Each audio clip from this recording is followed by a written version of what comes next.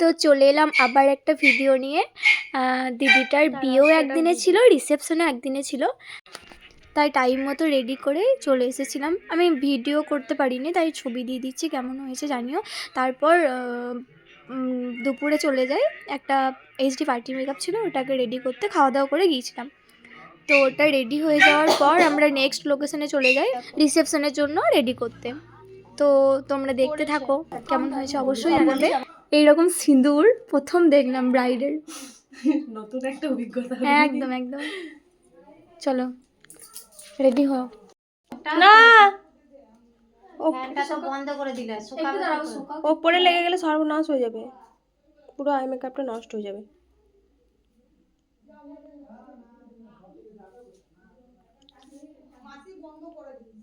এই আমার কাজল লতাটা বন্ধ আছে, একটু আমার মেয়েকে আইলাইনার লাগিয়ে দাও না। আমার মেয়েকে যা দিদিকে করে দিবে যা। তোমরা আইলাইনারটা একটু লাগিয়ে দাও তো ওকে। দেখো তো এটা, এইদিকে আমিও রেডি করে দিয়েছিলাম, আর এইদিকে অর্পিতাও একটা পার্টি মেকআপ রেডি করে দিয়েছিল। লাস্টে ফটো দিয়ে দিচ্ছি, দেখে তোমরা অবশ্যই জানাবে কেমন হয়েছে। টাটা।